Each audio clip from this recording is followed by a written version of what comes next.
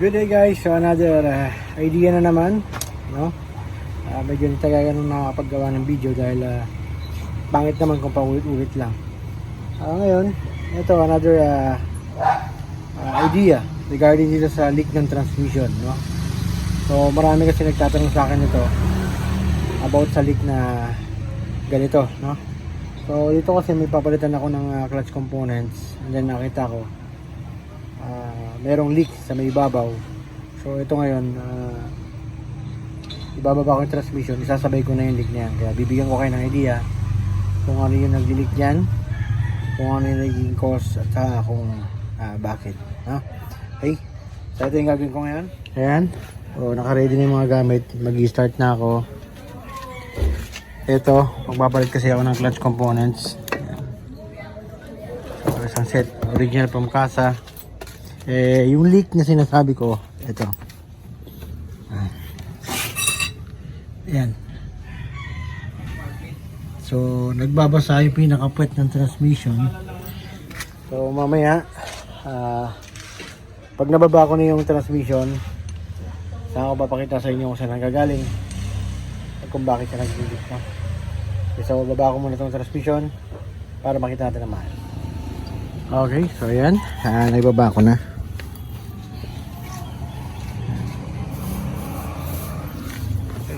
So ito na ngayon yung transmission.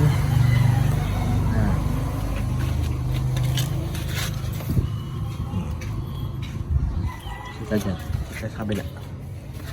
Okay, so yan yung leak. Kung makapansin nyo, dito nang gagaling yung leak. Kasi kung nasa ibabaw, kasi kung dito yan, dito lang ang basa niyan. Kung sa puwet yan, sa propeller, dito lang ang basa niyan. So meron kasi pagbabasa sa ibabaw, so possible dito lang nagaling, no? So ngayon, bago mo mabaklas yan, kailangan mo tanggalin yung mga 12mm na bolt niya, paikot, no? Yan. So tatanggalin ko yan para mahugot ng pinaka puwet ng transmission. Yan, papalit na rin tayo ng transmission support kasi dapa na, nakagewang na yung pinaka lower part niya, tumatama na dito. Yan. Okay, so baklasin ko na ngayon. Okay, so bago natin baklasin, cleaning muna konti, ha? So tanggalin natin yung mga dumi sa ibabaw. Then linisin ng diesel kaya kerosene. Yan, kapal na eh. Abangan nyo guys, may mga explanation tayo dyan regarding dito, no? Kasi meron talagang ganito, hindi na mawawala. As experience, kahit palitan mo, hindi mawala. Tignan natin to kung anong itsura ng loob.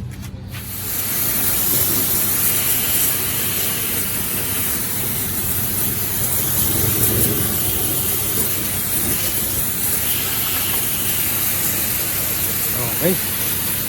Yan, medyo malinis na.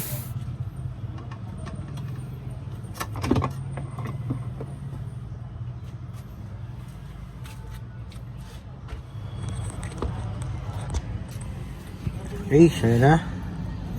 Natanggal na natin. So meron ngayong kailangan tanggalin na nut sa loob. Ayan. Papalitan tayo ng gear oil. Medyo maitim na yung gear oil nya. Yan, tanggalin yung nut na yun para matanggal to. So, para mahugot ito.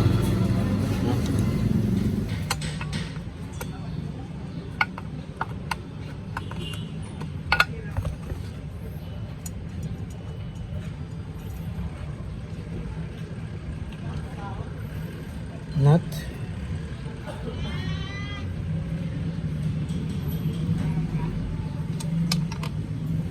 Yan.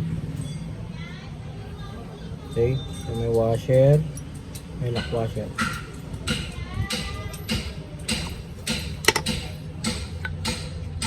Okay.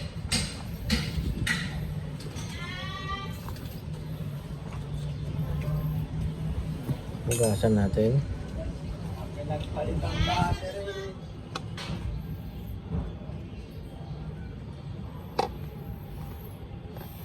Okay, so medyo madumi. Ilis ko na rin konti yan. Kerosene. Ngayon, pakita ko ngayon sa inyo dito yung nilalapatan ng o-ring. Okay guys, ayan. Ito yung pinaka selector, no? Ayan. Ayan. Makita nyo. Ayan yung makintab na yan.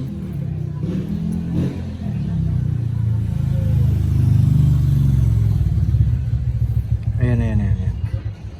So, dyan lumalapat yung o-ring. Meron ganito, may mga instance na malalim na yun dyan. So, kahit palitan mo ng o-ring yan, tumatagas pa rin. Sa case nito, medyo hindi pa gaano, no? Hindi pa malalim yung pinaka nilalapatan ng o-ring. Ayan, dito naman ngayon yung o-ring. Nakapwesto. Ayan. Ayan, yung pinakabutas na yan. Andyan yung o-ring. Okay. Tanggalin natin yung o-ring. Ayan.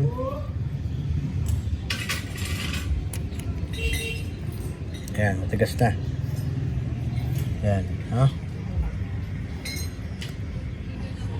Ayan yung pinaka-o-ring. Ayan.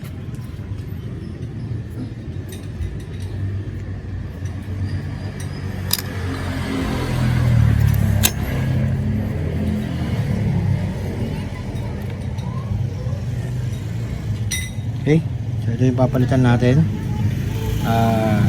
Maraming trabaho, no? Pero ito lang yung papalitan. Pinaklas pa natin yung hinugot pa sa ilalim para lang mapalitan to. Ngayon, anong size nito? Ito, marami ako nyan. Ayan. So ang size nyan ay 5'8". Sa kasa nasa mga 180 yata to or 120. Ayan. So, yan yung o-ring yan. Kabit dito. So sa kasa, kahit pumili ka nyan, wala nang kasama yung pinaka housing nyan.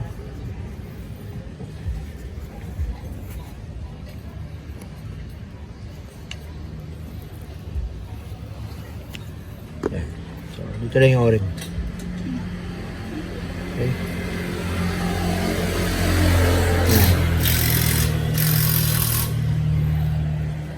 Ito ngayon ang nakalagay dyan. Yan. Yan. So sa pagbabalik, dapat lagyan ng grasa yan. Kasi matalas to, no? Maaaring masugatan yung o-ring, tatagas ulit. So magiging pwesto niya pa ganyan. Lagyan ko konti yung lubricant para hindi masugat yung o-ring. Ngayon, may isa pang problema, no? Pag pinalitan nyo na, naglilik pa rin, minsan dito yung nangyayari. Ito, maluwag na, no? Malaki na yung play. Ibig sabihin, malaki na yung butas. Yung pinalapatan nito, ayan. Ayan yung tama na yan. Ito pinaka-housing niya mismo, maluwag na. So, malakas na yung alog nito. Malakas na yung play. Hindi na kayang protectionan ng o-ring yung pag-leak niya. Kasi malaki na yung play. Ngayon, nag-try na rin ako ng medyo mas malaking o-ring dyan, di obra. Kaya talagang 5'8 lang. 5'8 yung size ng o-ring na pwede dyan. Okay, so ngayon kakabit ko na to and then linis konti para ma-assemble ko na. Papalipat tayo ng gear oil.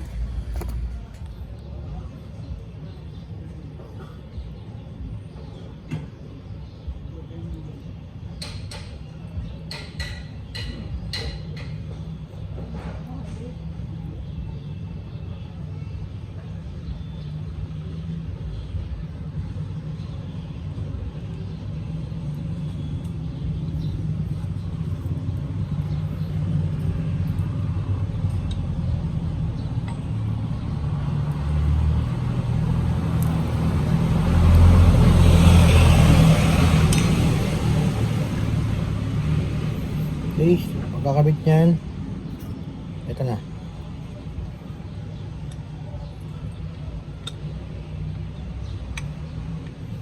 Hindi ko mapakita.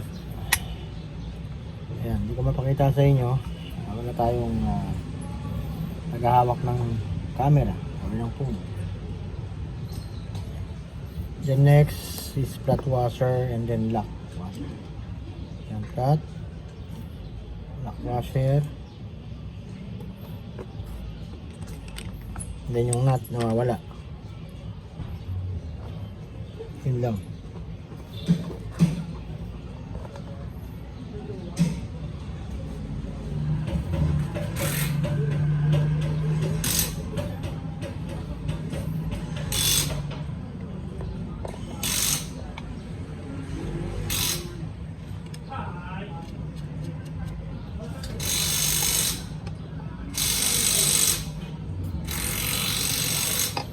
Then make sure na maigpitan yung maigi.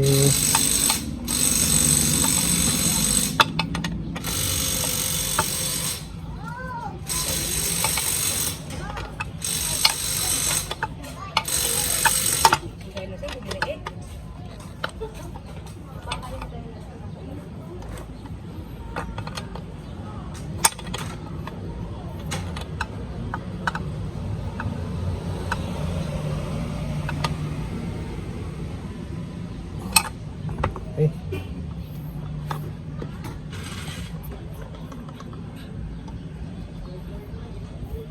So ito ang movement niya, no? May movement siya ng ganyan, up and down, no? And may movement, ang movement niya left and right, then yan. Ito wala pa ganong alog. Okay, so yan. So ngayon lilinisin ko na lang yan, and then lalagyan ng beta gray para may kabit dito, and then may drain na rin to.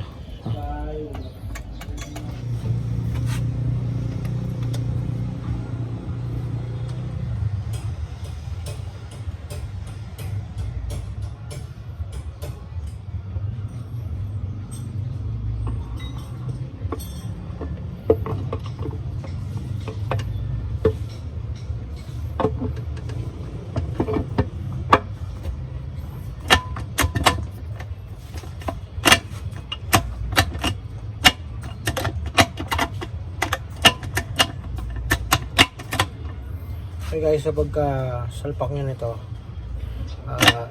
try nyo yung cambio kasi minsan kamali ng pasok, hindi makambyo. Ayun, pag salpak mo, ayaw kumambyo. So bubunutin mo ulit yan. Okay? So kompletuhin na natin yung mga bolts.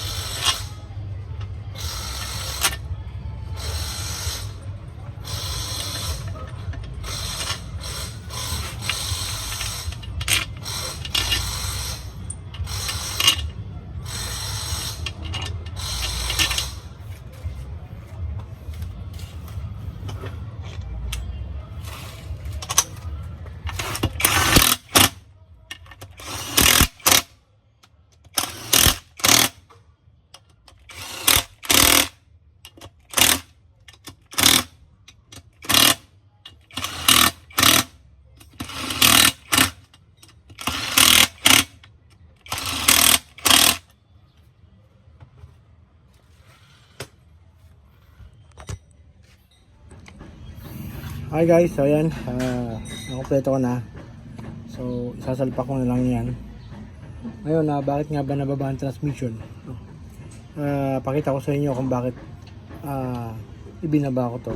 At isinabay ko yung pagpalit ng oil seal. Kasi ang naramdaman nito, matigas na yung clutch, tapos medyo mahirap na ipasok yung cambio. Ito yung reason yan. So bigyan ko yun ng extra idea. Baklasin ko muna. Okay, so yan. Ito yung naging reason kung bakit binaba yung transmission. Mahirap i-cambio. So put na yung lining, no? Ayan. Kaya ako yung natulan na baba ng transmission yan dahil ayan, put na ang lining. Ngayon dito So yung diaphragm niya malalim na rin. And then ang release bearing maingay na rin. So eksakto ng lahat. For replace na talaga siya. Yan. Okay. So ngayon sasalpak ko na lang yan. Siyempre basic na lang yan. Nakita nyo na yan sa mga ibang vlog ko, sa ibang video paano ko sinasalpak. And then yung iba naman yan kaya na yan, no? So ngayon one man team lang, kaya kailangan tapusin ko na to kasi mayroong issue pa to sa compressor. Okay, so nakapag-share ako ng idea ngayon. Sana nagustuhan nyo, sana lahat ng video ko napanood nyo kasi nandun lahat yung idea. At pag may idea, may alam, nandun yung quality.